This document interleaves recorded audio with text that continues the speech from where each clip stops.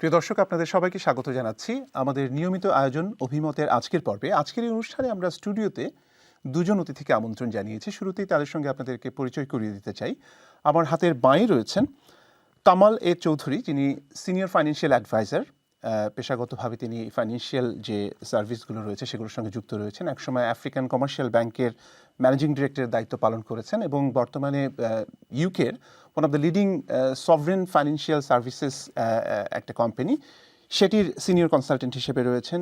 এছাড়া বহু বছর তিনি আফ্রিকা, হংকং, লন্ডন এবং বাংলাদেশে কাজ করেছেন।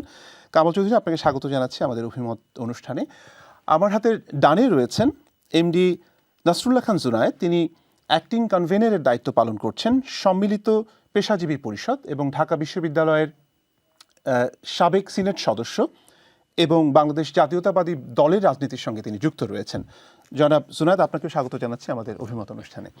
আমাদের সঙ্গে ভার্চুয়ালি যুক্ত হয়েছেন করাচি থেকে মাসকাওয়াত আহসান। তিনি পেশায় লেখক এবং সাংবাদিক, সাউথ এশিয়ার এডিটর ইন চিফ। মাসকাওয়াত আহসান, আপনাকেও স্বাগত জানাচ্ছি আমাদের অনুষ্ঠানে এবং অনেক ধন্যবাদ এত রাত জেগে আপনি আমাদের সঙ্গে যুক্ত হয়েছেন। আমরা শুরুটা করতে চাই জনাব জুনায়েদ আপনাকে দিয়ে। আজকে জাহাঙ্গীরনগর বিশ্ববিদ্যালয়ের একটি সেমিনারে সংবিধান বিষয়ক একটি আলোচনায় আপনাদের দলের কেন্দ্রীয় কমিটির আন্তর্জাতিক বিষয়ক সহ সম্পাদক রুমিন ফারহান, তিনি পেশায় তিনি আইনজীবী, তিনি বলেছেন যে সংবিধান অনুযায়ী শেখ হাসিনা এখনও প্রধানমন্ত্রী এবং যদি সংবিধান এক্সিস্টিং যে কনস্টিটিউশন সেটি অনুযায়ী যদি অন্তর্বর্তী সরকার শপথ নিয়ে থাকেন সেই ক্ষেত্রে তাকে প্রধানমন্ত্রী হিসেবে মানতে হবে।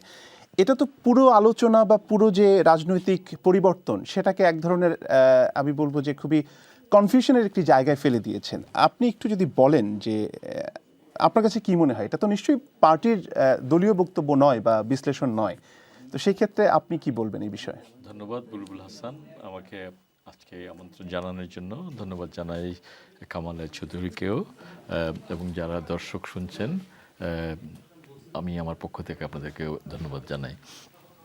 আসলে রুমিন যেটা বলেছেন, in fact it is not wrong statement, because কনস্টিটিউশনের যে 57-এর যে 3 অনুচ্ছেদে এখানে বলা আছে ক্লিয়ারলি যে যদি প্রধানমন্ত্রী চলে যায়, পরবর্তী প্রধানমন্ত্রী নির্বাচন না করা পর্যন্ত previous Prime Minister will exist as Prime Minister. But you see the constitution যেহেতু বাংলাদেশের কনস্টিটিউশনটা written constitution, but there is a lot of এখানে আছে যেটা আনরিটেন। আবার আনরিটেন কনস্টিটিউশন অনেক ব্যাপারগুলো থাকে রিটেন। সো বাংলাদেশের কনস্টিটিউশনে একটা পরিচ্ছদে বলা আছে এখানে ভ্যাকিউম যখন হবে, অফকোর্স ডক্ট্রিন অফ নেসেসিটির প্রশ্নে যে কোনো কিছু হতে পারে, সো এটা নট নেসেসারিলি এটা রিটেন থাকতে হবে। আর এটা আনরিটেনটাকে যেহেতু আপনাকে ইমার্জেন্সি সিচুয়েশনে গভর্নমেন্ট ফর্ম হয়েছে, অফকোর্স কনস্টিটিউশনের প্রশ্নে এখন হয়তো ওয়েদার এই কারেন্ট কনস্টিটিউশনকে ডিসমেন্টাল করবেন কিংবা রিফর্ম করবেন, এবং সেইখানে বিভিন্ন ধরনের আলোচনা চলছে। কিন্তু দেখুন, ডক্টর ইউনূস যে ইন্টারিম গভর্নমেন্টের প্রধান হয়েছেন, কনস্টিটিউশনে এই প্রভিশনটা ছিল না। কেয়ারটেকার গভর্নমেন্ট দীর্ঘদিন এটা 3টি নির্বাচন, এটা একটা এস্টাবলিশ সিস্টেম ছিল, কিন্তু এটাকে ডেস্ট্রয় করে দেওয়া হয়েছে খায়রুল হকের একটি ডিরেকশন মাধ্যমে, এটি আপনি জানেন। কিন্তু এটি একটি বিপ্লবী সরকার।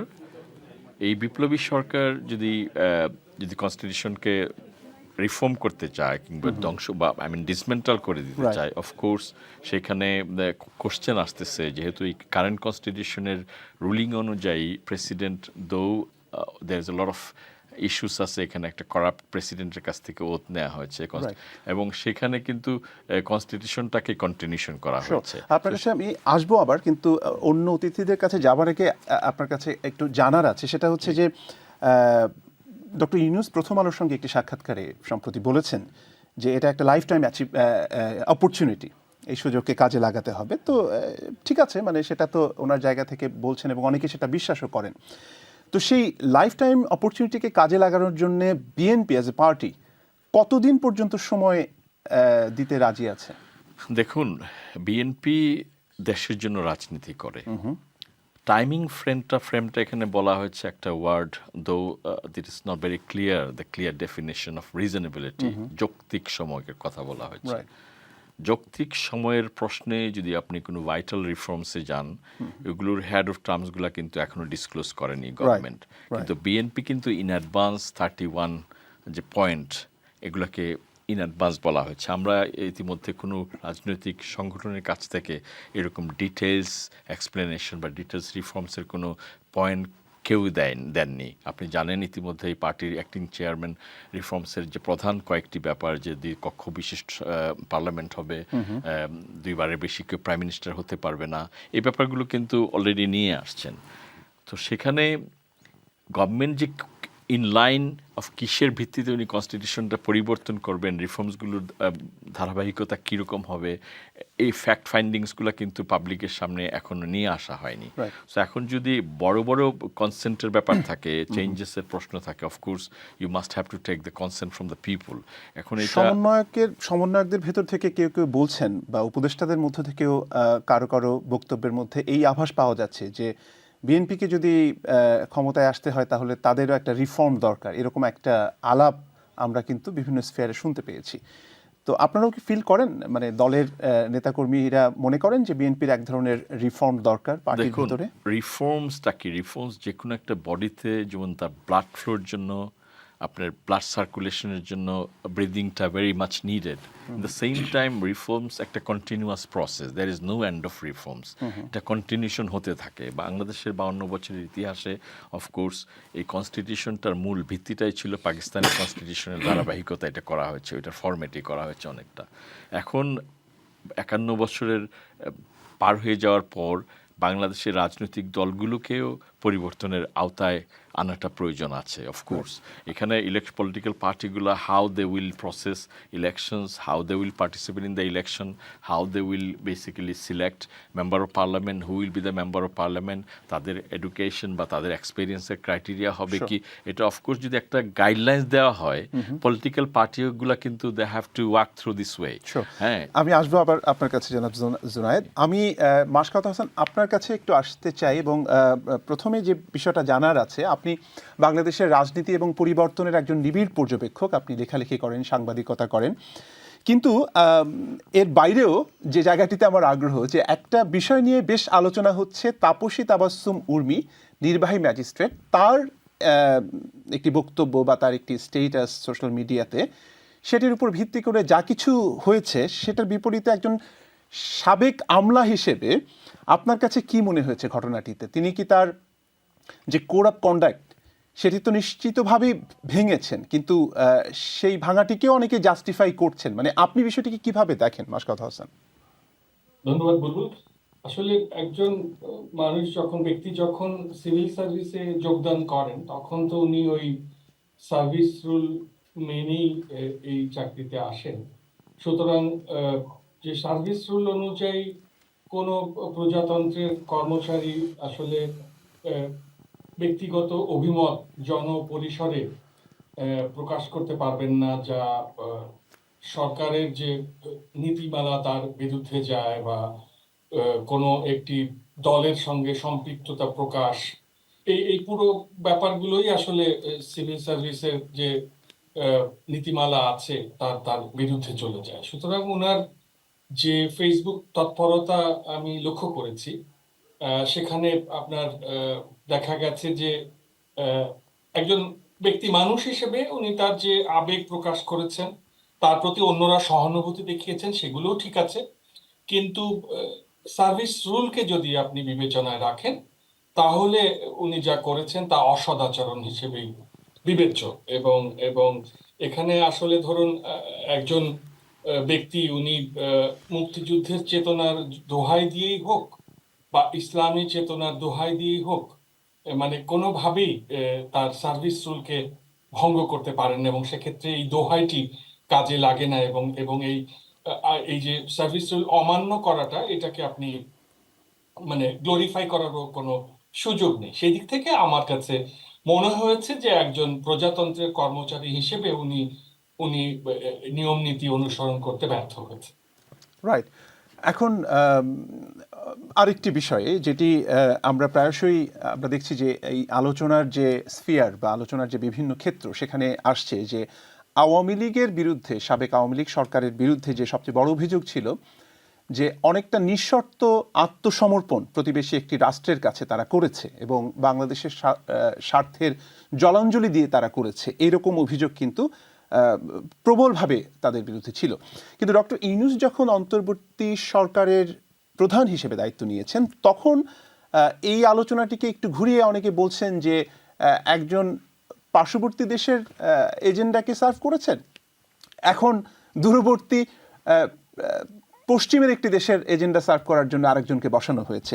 এই যে স্পেকুলেশন বা এই যে হাইপোথেটিক্যাল ডিসকাশন, সেগুলো আপনার কাছে কীরকম, মানে কোনো কংক্রিট ন্যারেটিভ কি আপনার কাছে আছে কিনা Mashkat Hasan, as a writer, as a journalist?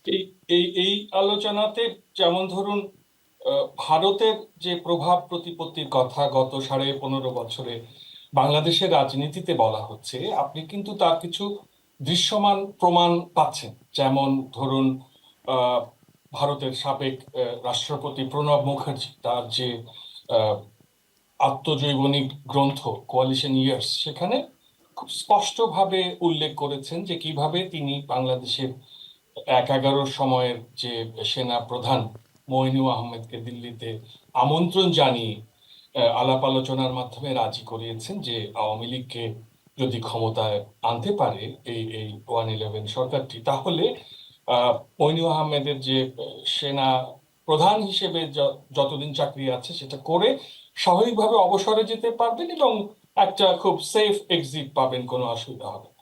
এরপর 2014 সালে যখন ভারতের পররাষ্ট্র মন্ত্রণালয়ের প্রতিনিধি সুজাতা সিংকে আমরা দেখলাম যে সাবেক রাষ্ট্রপতি হুসাইন মোহাম্মদ এরশাদকে 2014 যে এক পেশে নির্বাচন, যেখানে অন্যান্য দলের অংশগ্রহণ নেই, সেখানে জোর করে অংশগ্রহণ করানো এবং জাতীয় পার্টিকে একটি গৃহপালিত বিরোধী দল হিসেবে প্রস্তুত করা, এই কাজটি সরাসরি যখন প্রতিবেশী দেশের একজন সরকারি কর্মকর্তা এসে করছেন জনসমক্ষে, অন ক্যামেরা এবং মিডিয়ার সামনে, তখন সেটিও তো নিয়ম নীতির তোয়াক্কা না করেই হয়েছে। তাতে বোঝা যায় যে আওয়ামী লীগ সরকার কিভাবে নির্ভরশীল হয়ে পড়েছে। এবং নরেন্দ্র মোদী ক্ষমতায় আসার পরে ব্যাপারটা আরো বেশি স্পষ্ট হয়ে যায় যখন কিনা ধরুন শেখ হাসিনার সাবেক পররাষ্ট্রমন্ত্রী মোমেন বললেন যে ভারতের সঙ্গে স্বামী স্ত্রীর সম্পর্ক বাংলাদেশের, কিংবা উনি বললেন যে আমি ভারতে গিয়ে বলে এসেছি যাতে ওরা যে কোনো ভাবে শেখ হাসিনাকে ক্ষমতায় রাখে, এটা দুই দেশের জন্য ভালো হবে। এই যে পুরো আচরণটা, এর মধ্যে আপনি কোনো একটি শিষ্ট কূটনৈতিক আচরণ খুঁজে পাবেন না। মাশকাত হাসান, আই কোয়াইট এগ্রি আপনার যে বিশ্লেষণ, মানে বিষয়টা খুব স্থূলভাবে করা হয়েছে, মানে এটা খুব চোখে লেগেছে, এটা আমি মানছি। কিন্তু যদি স্থূলভাবে না হয় সূক্ষ্মভাবে যে অভিযোগটি এখন করা হচ্ছে যে বিভিন্ন ধরনের স্বার্থ সংশ্লিষ্ট বিষয়ে যুক্তরাষ্ট্রের যে ইন্টারেস্ট এই ভূ রাজনীতিতে, সেটিকে সার্ভ করার জন্যই ওনাকে বসানো হয়েছে, এবং অনেকেই আবার আরেক ধাপ এগিয়ে গিয়ে বলছেন যে উনি হচ্ছেন এই সময়ের হামিদ কারজাই। এই অভিযোগটিকে আপনি কিভাবে মূল্যায়ন করেন? এটা তো একটা অ্যাপ্রিহেনশন, সেটা তো একটা হাইপোথিসিস, এবং এটার তো কোনো আসলে আমি যেরকম উদাহরণগুলো সামনে আনলাম, এমন কোনো উদাহরণ যদি ভবিষ্যতে আসে তাহলে তা প্রমাণিত হবে, নইলেও যে সূক্ষ্ম কূটনৈতিক কার্যকলাপ হিসেবে এটি রয়ে যাবে এবং এটি যারা অভিযোগটি তুলবে তাদেরকে মনে হবে যে রূপকথার গল্প বলছে। কাজেই মানে আপনি বুঝতে পারছেন যে প্রমাণ সাপেক্ষেই, প্রমাণ না হওয়া পর্যন্ত আমরা এই অভিযোগটিকে গ্রহণ করতে পারি না, অন্তত যৌক্তিকতার দিক থেকে। রাইট, আপনার কাছে আসবো আবার। আমি একটু কামাল চৌধুরী আপনার কাছে আসতে চাই। আমি আপনার দৃষ্টি আকর্ষণ করতে চাই একটি ফেসবুক স্ট্যাটাস, এটি বেশ অনেকেই শেয়ার করেছেন এবং অনেকের ভেতরে এটি নিয়ে আলোচনা হচ্ছে যে সমন্বয়ক যারা, তারা যে বন্যার জন্য 11 কোটি টাকার যে যে অ্যামাউন্টটা নিয়ে কথা হচ্ছে, বলা হচ্ছে সেটির হিসাব চাওয়ার যে প্রসঙ্গ বা সেটির স্বচ্ছতার বিষয়ে যে প্রশ্ন তোলা হয়েছে, সেটির বিপরীতে অনেকেই বলছেন যে 11 কোটি টাকার হিসাব চাইছেন, কিন্তু সবার আগে তো হিসাব চাওয়া দরকার সামিট গ্রুপ, বেক্সিমকো গ্রুপ, এসালম, বসুন্ধরা, এদের যে লুটপাটের যে অভিযোগ বা তাদের যে পাচার করা টাকার যে একটা মানে বিরাট অংশ সেটির হিসাব চাওয়া, সেটি নিয়ে কেন জোরালো অবস্থানে নেই? এর বিপরীতে আপনার পর্যবেক্ষণ আমি জানতে চাই এই কনটেক্সটে যে আসলে ওই অভিযোগগুলো যদি সত্য হয়ে থাকে তাহলে তো আসলে বাংলাদেশের অর্থনীতির অবস্থা বেশ নাজুক। তো সেটার প্রথম কথা হচ্ছে রিকভারিটা কিভাবে হবে বলে আপনি মনে করেন, এবং এগুলো কি আদৌ কখনো ফিরিয়ে আনার সুযোগ তৈরি হবে কিনা, কি মনে হয়? লেট মি ফার্স্ট আমি প্রথম একটু আইডিয়া দিচ্ছি Sure. যে আমাদের যিনি governor, very capable governor that we have now, in his own words উনি বলেছেন যে 5টা সেরা ফ্যামিলি তারাই ব্যাংকের ম্যাক্সিমাম পয়সা সরিয়ে নিয়েছে ব্যাংক থেকে। So I am not going to quantify because it will be a matter of say it would be a very sensitive matter. So I'll not quote how much, but say about 80% of the funds within the banking system have been taken away by just 5 prominent families, the families that you have named, and their conglomerate. Therefore, if they take away, then your question is how do we recover? Recovery is very complicated because it involves foreign countries. And each country where the money has gone, we know where they have gone, and they're all complicated. Each of them have very serious regulations. Okay, so what our government is doing is important to know what actions the government is taking. Right now, আমাদের দেশে foreign exchange reserve, I must give you an understanding of the overall condition, is about $24 billion as at the last week. Now, that is not a bad amount. It is not a good amount. Which are basically 3 মাসের importation can be met. So which is okay, we are fine. But if it was $60 billion, we would have been said very good. And we will make 60 billion. I'm very hopeful. Karon, only last week and within the last 2-3 days, we have received $2 billion from our home remittance scheme. So our reserve is progressively increasing. Now, what is the balance of payment? কারণ একদিকে reserve আছে আর একদিকে পয়সা তো খরচ হতে পারে। So আগে before 5th of August, our finance ministry was discharging in the open market about $1 billion টাকা was $1 billion তারা মার্কেটে ছাড়তে ছিল, which was not the right strategy. But because the money was being sucked out of the system, they were using the reserve. Now this has stopped. So reserve is going up, more money is coming in. Then what is the condition of balance of payment? ওইটা বুঝতে হবে। Balance of payment হচ্ছে cash in cash out. So we have a fantastic situation here. কেন ওইটা আমি বোঝাতে চাচ্ছি? Because a lot of people have got misconception. ওরা মনে করে যে শ্রীলঙ্কা পাশের দেশ বাস্ট হয়েছে, আমাদের দেশও বাস্ট হয়ে যাবে। No, our financial sector, our banking sector is clumsy. In short, it's not good, but it is not as alarming as it was in Sri Lanka. We are not alarming. Why? That's why I explained what is balance of payment.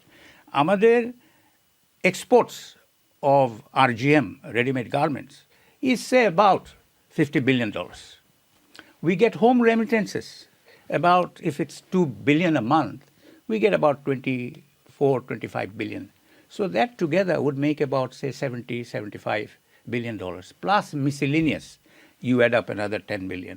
So about $80 billion আমাদের cash foreign exchange ভিতরে আসতেছে।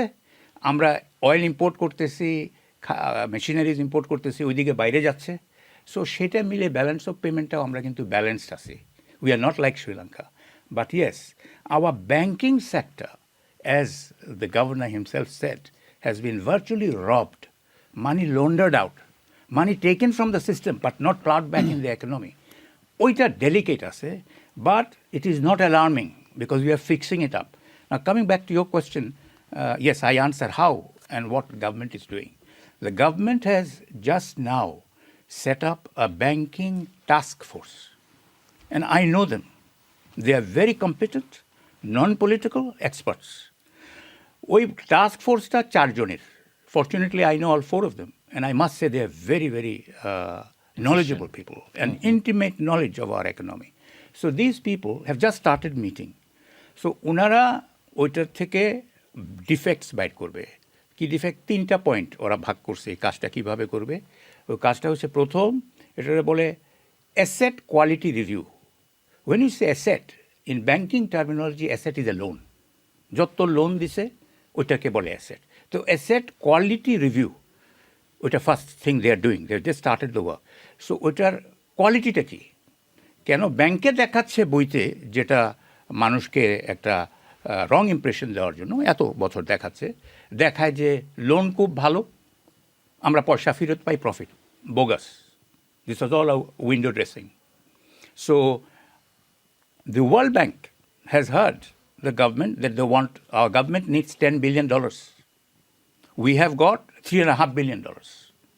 When in New York, our chief advisor went to New York because of his standing in the world market, $2 billion unake diye diyeche fresh, which was loan হিসেবে, loan. Right? Of course, of very soft terms. And another $1.5 billion was already an application by the previous government, but it was not being released because of various question marks and conditions. So Inishad enjoyed a different respect from the world market. So he has brought in $3.5 billion. Right. ওইটা থেকে $1.5 billion চলে যাবে to fix up যেটা project চলতেছে, আর একটা $2 billion, ওইটা is a part of that $10 billion. But $2 billion পাইছে কেন? ওইটা দিয়ে করবে reforms. Now, in political terms, what is reform? A lot of people don't understand that. The reform is just fixing up, making the wrong things right, making the bad system right. ওটাতে পয়সা যে আসবে। টাকাটা চলে গেছে, হ্যাঁ, সেইটাকে তো আর রিফর্মের ভেতরে ফেলা যাচ্ছে না, আমি বলছি, ফিরিয়ে আনার একটা হ্যাঁ, আমি উদ্যোগ বলছি থাকতে হবে। ওইটা, I'm coming to your answer. What the government is doing. Therefore, the government is first making asset quality review. ওইটার মধ্যে পুরা যত ব্যাংক আছে, 61 ব্যাংকস, হ্যাঁ, তারা কীভাবে ম্যানেজ করতেছে, what is system procedure. I make it short there to answer your question. And then the government is also set up the task force to find out what is the capacity in the central bank. Central bank একটা structure আছে, capacity যদি না থাকে, what hoods they will bring money from where? Because money making, you would have to hire specialist companies, not one. একটা company, those who are experienced in doing it. Because there are, by the way, Bangladesh is not the worst scenario as we talk. If you know Kazakhstan, what has happened, if you know what happened in this country which where Russia has attacked. Ukraine, you know, in these two countries, they are more clumsy than what Bangladesh is. একটা ছোট্ট জিনিস একটু জানতে ইচ্ছে করে আমার, যেটা ব্যাংকগুলোকে যে একদম মানে অনেকগুলো ব্যাংকে নিঃস্ব করে দিয়ে বা সেখান থেকে টাকা নিয়ে সেই টাকাগুলো তো পাচার হয়েছে। এখন এই যে ব্যাংকের টাকা মানে তো হচ্ছে জনগণের টাকা, আমরা যেটা সহজ কথায় বুঝি। তো সেই টাকা যদি ফিরিয়ে না আনা হয়, কিন্তু ব্যাংকগুলো তো বন্ধও হয়নি, না, তার মানে ব্যাংকগুলো যে চলছে বা ওই যে শূন্যস্থান পূরণ হচ্ছে, সেগুলো তো জনগণের ট্যাক্সের বা কষ্টের টাকায়। তো এইটার তো একটা লং টার্ম ইম্প্যাক্ট আছে বাংলাদেশের ইকোনমিতে। আছে। তো সেই প্রেডিকশনটা কি আপনার, মানে কোথায় গিয়ে দাঁড়াবে আসলে? মানে আপনি যেটা বলছেন যে সেটা তো সময় লাগবে, আমি ধরে নিচ্ছি যে অন্তর্বর্তী সরকারের সেই আন্তরিকতা আছে, তারা সেই চেষ্টাটা করছেন, কিন্তু এই যে একটা শূন্যতা তৈরি হলো বা একটা বড় ধরনের ক্ষতি হয়ে গেল, সেটা রিকভার হতে কিরকম সময় লাগতে পারে? সময় লাগবে বিকজ এখানে অনেকটা স্পেশালিস্ট কোম্পানি লাগবে, এবং সেটা মাল্টি কান্ট্রি ইনভলভড। হ্যাঁ, সে মালয়েশিয়া, সে America, different ball game, different. So you cannot have one firm like the firm that I represent. We do this job also. There are other firms. Kroll is another one. So এরা এক একটা দেশে এক একটা strength আছে, and then they will employ other litigation experts, other lawyers যারা exclusively ওই banking funds চুরি করে। আমি বললাম না Kazakhstan, then I give you the example of Ukraine. So there are already experienced firms. So our government will have to appoint those firms. Now what is our government doing? World Bank has said that আমরা পয়সা দিব তোমাদেরকে, we've given you $2 billion, we'll also come with the balance that you need to fix your economy, but we will do the audit. That means we have experts in our own country, but that's the condition of the money. I'm telling you, that's the latest. People don't know that we would like it to be audited. That is why we are also trying as our firm. So they will do the audit of the 61 banks. That why the money, why it doesn't happen next door. Why doesn't it happen in Africa? Why in Bangladesh? আসবো আপনার কাছে। ছোট্ট একটা প্রশ্ন করে আমি জনাব জুনাদের কাছে যেতে চাই, সেটা হচ্ছে যে একটা অভিযোগ, এটা এখনো পর্যন্ত নট সাপোর্টেড বাই এভিডেন্স, কিন্তু এটি নিয়ে জোর আলোচনা অলরেডি শুরু হয়ে গেছে। এবং যেহেতু পুঁজিবাজারের যে দুর্নীতিগুলো কখনোই আসলে যতক্ষণ না পর্যন্ত সেটা তদন্ত হচ্ছে, একটা কমিশন হচ্ছে, আমরা আসল খবরটা জানতে পারি না। ইব্রাহিম খলিল যে তদন্তটি করেছে সেটা কিছুটা আমরা বুঝতে পেরেছিলাম, কিন্তু এখন বলা হচ্ছে যে 2 মাসের মধ্যে একটা বিরাট অঙ্কের টাকা লোপাট হয়ে গেছে, পুঁজিবাজার থেকে উধাও হয়ে গেছে। তো আওয়ামী লীগ সরকার তো এই ফাইন্যান্সিয়াল কারাপশনের অনেক কিছুর জন্যই তাদেরকে দায়ী করা হচ্ছে। 2 মাসের মধ্যে একটা নতুন সরকার আসার পরে এতগুলো টাকা কিভাবে উধাও হয়ে যায়, বা এই অভিযোগটা কেন আসছে বলে আপনি মনে করেন? No, I think this is more a baseless. You must rely on concrete Evidence.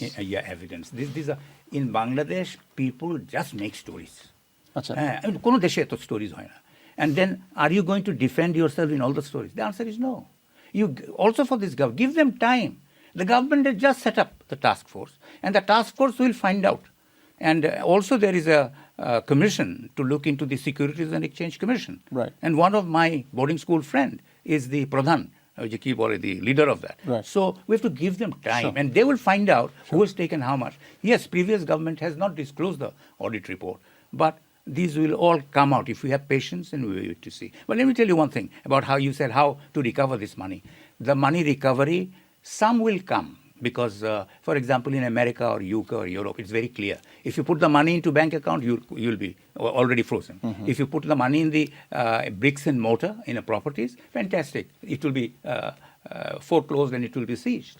And the money will be kept here or whichever the government. And then, of course, knowing Professor Inus, his calls, they will give the. So some money will be added back to our country. But it's a process which will take a long time. ধন্যবাদ। আমি জনাব জুনাদ আপনার কাছে আসতে চাই, দুটো বিষয় একটু জানতে চাই আপনার কাছে। প্রথম কথা হচ্ছে যে এই যে অন্তর্বর্তী সরকারের প্রশাসনিক যে নিয়োগগুলো এবং বিভিন্ন ধরনের সিদ্ধান্ত, যদিও আমরা বলছি এটা একটা অরাজনৈতিক সরকার, কিন্তু তারপরেও তো অনেক ধরনের রাজনৈতিক সিদ্ধান্ত নিতে হচ্ছে, কেননা রাজনীতির বাইরে তো কিছুই না। সেখানে আমরা দেখছি অনেকেই বলছেন বা অনেকেই পর্যবেক্ষণ করছেন যে জামায়াতে ইসলামীর তারা একটা সুবিধাজনক অবস্থানে রয়েছে এবং তাদের প্রতি এক ধরনের সহানুভূতি বা এক ধরনের পক্ষপাত রয়েছে অন্তর্বর্তী সরকারের, যেটা বিএনপি আশা করেছিল অনেকের মতে যে এটা হয়তো তারা পাবে বা এই সুবিধাটা তারা পাবে। কিন্তু স্পষ্টতই বিএনপির ভেতরে অনেকের মধ্যে আমরা অসন্তোষ দেখতে পাচ্ছি এবং সেটার প্রকাশও আমরা দেখতে পাচ্ছি। আসলে ডায়নামিক্সটা কীরকম একটু যদি বলেন। বেসিক্যালি দেখুন, আপনি কিছুক্ষণ আগেই তাবাস্সুম উর্মির কথা বলছিলেন, যে যেখানে সারা পৃথিবী মেধার উইন্ডো খুলে দেয়, সেখানে বাংলাদেশকে কিভাবে আমরা আওয়ামীময় করে দিয়েছি, বিশেষ করে বিসিএস ক্যাডারে, যেখানে যোগ্যতা এবং ম্যারিটের কম্পিটিশন হওয়ার কথা, সেখানে আমরা যোগ্যতাকে পরিসীমিত করেছি শুধু বঙ্গবন্ধু, শেখ হাসিনা কিংবা চেতনা এগুলোর মধ্যে। এবং এইটার যে একটা রিফ্লেকশন এই ক্যারিয়ার ভিত্তিক যারা বিসিএস অফিসার আছে তাদের মধ্যে আমরা দেখতে পাচ্ছি। যে আপনারা দেখেছেন যে লাস্ট 15 ইয়ার্স যে সমস্ত রিক্রুটমেন্টগুলো হয়েছে, HTMM 2017 সালে বলেছে যে তোমরা শুধু রিটেন এক্সাম দাও, ভাইবার ব্যাপারে তোমাদের কিছু চিন্তা করতে হবে না, তোমরাই দেশ চালাবে। সো সেখানে যেই কেউ বিসিএস পরীক্ষা দিয়েছিল, আমি আপনাকে শুধু একটি উদাহরণ দিতে চাই। দেখুন, রংপুরের একজন বিএনপি নেতা ছিল, তার সন্তান, তার নাম সাইফুল ছিল, তো সে 3 বার বিসিএস এক্সাম দিয়েছে এবং পাশও করেছে। যখন সে তার নিয়োগ হবে তখন পুলিশ ভেরিফিকেশনের জন্য আওয়ামী লীগ এমন একটা সিস্টেম করেছিল যে unless until he is from Awami background, ওই ফ্যামিলি থেকে তাদের নিয়োগ পাওয়ার কোনো সুযোগই ছিল না। তো তৎকালীন সময়ে রংপুরের এসপি ছিল Biplob, I forgot his full name, Biplob Sarkar, so whatever it is. তার কাছে যখন ভেরিফিকেশনের জন্য যাওয়া হয়, সে উত্তর দিয়েছিল, আমাকে শেখ হাসিনা রংপুরের এসপি করেছে বিএনপির সন্তানকে বিসিএসসি চাকরি দেওয়ার জন্য নয়। So you can realise what has happen in Bangladesh. So 15 ইয়ার্সে যে সমস্ত রিক্রুটমেন্ট করা হয়েছিল, সেই ফ্যাসিবাদের প্রেতাত্মারা সর্বময় আজকে সব জায়গাতেই, যার কারণে এই সমস্ত জায়গাগুলোকে এমনভাবে কুলুষিত করা হয়েছে। তো সেখানে বিএনপির 15 ইয়ার্স কোনো রিক্রুটমেন্ট নেই, এর আগে যারা ছিল তাদের সংখ্যাটা খুব বেশি নয়, এর মধ্যে আপনি যে কোনো একটা অ্যানার্কি সিচুয়েশন যখন ক্রিয়েট হয় সেখানে আইদার লেফটিস্ট অর ফান্ডামেন্টালিস্ট এখানে এসে এটার ভ্যাকিউমটা ফিল আপ করে। আমি ফান্ডামেন্টালিস্ট ওই শব্দটার যে শব্দচয়নে আমি কাউকে টার্গেট করে বলছি না, সেইখানে ইন্টারনালি গভর্নমেন্টের ভিতরে এই আপনি যে ব্যাপারটি বলছেন সেইখানে অনেক কিছুই হচ্ছে। অফকোর্স বিএনপি একটা প্রধান শক্তি, আওয়ামী লীগ বাংলাদেশে নেই, তাদেরকে ঠেকিয়ে দেওয়ার জন্য ভেরিয়াস কাইন্ড অফ মেকানিজম ইনসাইডে আছে, এটা সত্যি কথা এবং হচ্ছেও। এবং আপনারা দেখতে পাচ্ছেন যে বিভিন্ন নিয়োগের প্রশ্নে সেগুলো হয়েছে ইতিমধ্যেই পুলিশে এবং বিভিন্ন ডিসিএসপিদের মধ্যে এ সমস্ত যে বন্টনের ক্ষেত্রে অনেক ধরনের আলোচনা চলছে, নিউজ পেপার এগুলো আসছে। আজকেও দেখেন ইভেন লন্ডনের হাই কমিশনের ব্যাপারে আজকে একটি নিউজ এসেছে, আপনি বোধহয় পড়েছেন এটি। সে মেক্সিকোর অ্যাম্বাসাডার ছিল এবং she was directly involve with Awami politics. Say diplomat হলেও সে তার নিজের পয়সা খরচ করে মেক্সিকোর বাড়িতে শেখ মুজিবের একটি একটি একটি ইয়ে করে কী বলে স্ট্যাচু সে নির্মাণ করেছে। নট অনলি দ্যাট, এই যে আওয়ামীকরণের যে প্রক্রিয়া, বুক ছাপানো, এই সমস্ত ব্যাপারগুলোর লিডারশিপ এসেছিল এবং তার আরেক বন্ধু সেও বিসিএসে আরেকটি বোধহয় স্পেনের বোধহয় অ্যাম্বাসেডার ছিল।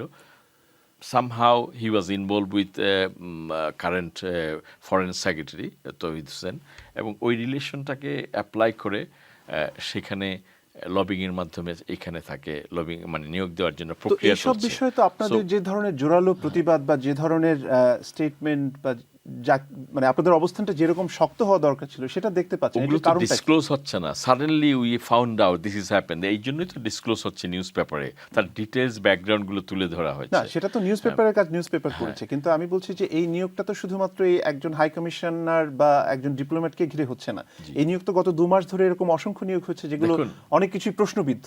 তো সেই জায়গায় একটা বড় রাজনৈতিক দল হিসেবে কেন আপনারা ভয়েস রেজ করছেন? দেখুন, গভর্নমেন্ট অনলি 2 মাস হয়েছে তারা in power. In the same time পুলিশে এবং অ্যাডমিনিস্ট্রেশন যে সমস্ত পজিশনগুলো ডিস্ট্রিবিউট হচ্ছে তারা ইন্টারনালি ওই ডিপার্টমেন্টের লোকরা এগুলো করছেন এবং তারা সেই সাজেশনগুলো হয়তো মিনিস্ট্রিতে দিচ্ছেন। সেখান থেকে তারা নিজেদের স্বার্থ রক্ষার জন্য কাকে কোথায় দিলে তাদের নিজের স্বার্থ সংরক্ষণ হবে সেইভাবেই কাজগুলো করছে। সেখানে রাজনৈতিক দলগুলোর কাছে ইনফরমেশন আসার আগেই কাজগুলো ঘটে যাচ্ছে। একটা ছোট্ট প্রশ্ন করবো বিজ্ঞাপন বিরতিতে যাওয়ার আগে। জনাব, এটা আমি সবসময় সব রাজনৈতিক দলের কাছে জিজ্ঞেস করি এবং বারবার জিজ্ঞেস করতে চাই, সেটা হচ্ছে যে সাধারণ মানুষ কিন্তু রাজনৈতিক দলগুলো যখন ক্ষমতায় থাকে তখন তাদের যে আচরণ, সেই আচরণে অনেক ক্ষেত্রে মর্মাহত হয়, কিন্তু ক্ষমতা থেকে যখন তারা চলে যায় কখনো কখনো তারা রিয়েলাইজ করে, এক ধরনের রিকনসিলিয়েশন হয়, কিন্তু সেটা পাবলিকলি কখনো স্বীকার করে না। আওয়ামী লীগ বলেন বা বিএনপি বলেন বা যারাই যখন ক্ষমতায় ছিলেন তারা কখনো প্রকাশ্যে তাদের যে কর্মকাণ্ড বা ভুলগুলো সেটির জন্য তারা দুঃখ প্রকাশ করেছে, জনগণের কাছে ক্ষমা চেয়েছে বা রিকনসিলিয়েশন হয়েছে। এইরকম উদাহরণ বোধহয় গত 53 বছরে বাংলাদেশের রাজনীতিতে হয় নাই। আপনাদের ক্ষেত্রে কি এরকম কোনো বিষয়? দেখুন, আপনাকে কিন্তু কম্প্যারিজনের প্রশ্নে আপনাকে you have to very careful. না, আমি কম্পেয়ার করছি না, আমি আপনাদের প্রসঙ্গটা জানতে চাচ্ছি। Compare BNP with Awami League, না না আমি কোনো কম্পেয়ার করছি না, আমি বলছি যে কোন রাজনৈতিক দলের এখন Awami League already the labeled as fascist organization. They are involved with massacre. এবং আপনি জানেন যেভাবে বাংলাদেশের যেই পর্যায়ে খাদের কিনারে নিয়ে যাওয়া হয়েছে একটা মুভমেন্টের কারণে তাকে আউস্টেড হতে হয়েছে। এগুলো তো আমরা সব জানি, কিন্তু আমরা জানতে চাচ্ছি যে বিএনপি কয়েক দফা ক্ষমতায় ছিল, তাদের কি কোনো ভুল নেই? বাংলাদেশে ভুল নেই বলতে আমরা এটা অস্বীকার করছি না, বলতে হতেই পারে, আমরা তো মানুষ এবং রাজনৈতিক দলগুলো মানুষই পরিচালনা করে, তাই না? এখন আপনি যদি বাংলাদেশের ইতিহাস দেখেন, ইতিহাসের সাথে সম্পৃক্ত বাংলাদেশ জাতীয়তাবাদী দল, সেখানে আপনি 71 বলুন, 75 বলুন, 90 বলুন, ইভেন 2071 তো আর জাতীয়তাবাদী দল ছিলই না। 71 শহীদ রাষ্ট্রপতি জিয়াউর রহমান বাংলাদেশের ব্যক্তি হিসেবে করেছেন, উনি বিএনপি নেতা হিসেবে তো করেন, কিন্তু উনি তো আমাদের একটা দলের প্রতিষ্ঠাতা, দেশপ্রেমিক, তাই না? এবং সবাইকে একটা প্ল্যাটফর্মে এনে উনি বাংলাদেশকেই তো সার্ভ করেছেন, ন্যাশনালিস্ট। সেখানে তার ধারাবাহিকতা রাজনৈতিক দল হিসেবে মানে রিকনসিলিয়েশন, কেননা আপনারা সবচেয়ে সম্ভাবনাময়, আগামীতে যদি নির্বাচন হয় অনেকেই বলছেন যে আপনাদের মেজরিটি পাওয়ার সম্ভাবনা সবচেয়ে বেশি। তো সেখানে একজন সাধারণ মানুষ তো এই প্রশ্নটা করতেই পারে যে আমাদের আগামী দিনের রাজনীতিটা কি হবে। আপনি যদি রিসেন্ট অ্যাক্টিং চেয়ারম্যান স্টেটমেন্টগুলো দেখেন, সফট স্টেটমেন্টগুলো, জি। পাবলিক কানেক্টেড স্টেটমেন্টগুলো যেগুলো সর্বজন গ্রহণযোগ্য হয়েছে, তাইলে আপনি ইউ ক্যান আসবো আন্ডারস্ট্যান্ড আপনার কাছে হোয়াট উড বি আওয়ার জনাব ফিউচার জুনায়েদ। প্রিয় পলিটিক্স। দর্শক, আমাদের সময় হয়েছে ছোট্ট একটা বিজ্ঞাপন বিরতিতে যাবার।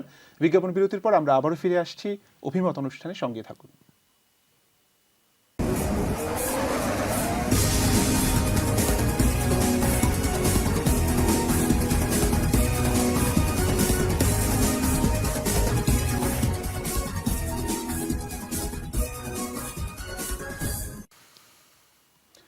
প্রিয় দর্শক, আপনাদেরকে পুনর্বার স্বাগত জানাচ্ছি আমাদের অভিমত অনুষ্ঠানে। যারা এইমাত্র টেলিভিশন সেটের সামনে বসেছেন আমাদের এই অনুষ্ঠান দেখবার জন্য, তাদেরকে বলছি যে আজকের এই অনুষ্ঠানে আমরা স্টুডিওতে দুজন অতিথিকে আমন্ত্রণ জানিয়েছি। কামাল চৌধুরী, যিনি সিনিয়র ফাইন্যান্সিয়াল অ্যাডভাইজার, এবং আজকের এই অনুষ্ঠানে তিনি ইন্ডিপেন্ডেন্ট অ্যানালিস্ট হিসেবে উপস্থিত হয়েছেন। আমাদের সঙ্গে আছেন তিনি, এবং আমাদের সঙ্গে রয়েছেন নাসরুল্লাহ খান জুনায়েদ, অ্যাক্টিং কনভেনার, সম্মিলিত পেশাজীবী পরিষদ, ঢাকা বিশ্ববিদ্যালয়ের সাবেক সিনেট সদস্য এবং বিএনপি রাজনীতির সঙ্গে যুক্ত রয়েছেন। আমাদের সঙ্গে ভার্চুয়ালি যুক্ত হয়েছেন লেখক এবং সাংবাদিক, বিশ্ববিদ্যালয়ের শিক্ষক মাসকাওত আহসান, ই সাউথ এশিয়ার এডিটর ইন চিফ। আমি যারা মাসকাওত আপনার কাছে আসতে চাই এই পর্যায়ে।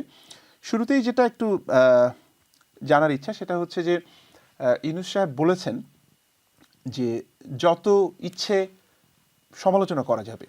আমরা গত 15 বছরের সবচেয়ে বড় যে অভিযোগ সেটা হচ্ছে মানুষের কথা বলার যে স্বাধীনতা বা মুক্তভাবে সমালোচনা করবার যে অধিকার, সেই অধিকার এক ধরনের হরণ করা হয়েছিল।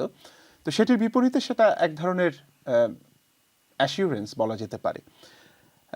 এবং যেহেতু আমরা সোশ্যাল মিডিয়াতে ভীষণ রকমের বলা যায় যে অ্যাক্টিভ, ডক্টর আসিফ নজরুল অন্যতম একজন উপদেষ্টা, তার বিভিন্ন ধরনের পুরনো কথা, এটা আমি বেশ মানে উপভোগ করছি এবং পর্যবেক্ষণও করছি, সেগুলো এনে অনেকে অনেক ধরনের প্রশ্ন করার চেষ্টা করছেন।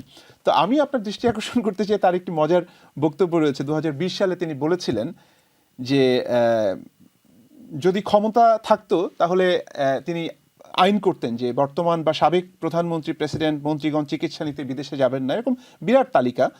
ক্ষমতা, চাকরি বা ব্যবসা কোনোভাবেই তাদের সন্তানরা সরকারের সাথে সংশ্লিষ্ট হতে পারবেন না, এবং সপ্তাহে অন্তত একদিন তাদের গণপরিবহনে চড়তে হবে। তো আপনি তো সাংবাদিকতা করছেন, যদিও বাংলাদেশে না, বাংলাদেশের বাইরে থেকে সাংবাদিকতা করছেন, কিন্তু আপনার তো যে নেটওয়ার্ক এবং আপনার যে পর্যবেক্ষণ সেটা অত্যন্ত তীক্ষ্ণ। আপনি কি এখনো পর্যন্ত গত 2 মাসে এরকম শুনেছেন যে তিনি গণপরিবহনে চড়ে সচিবালয়ে যাচ্ছেন, বা তিনি যা কিছু বলেছেন অতীতে ক্ষমতায় গেলে করবেন বা করার ইচ্ছা প্রকাশ করেন, সেটির কোনোটির কোনো ধরনের কোনো ইমপ্লিমেন্টেশন বা রিফ্লেকশন কি দেখতে পেয়েছেন?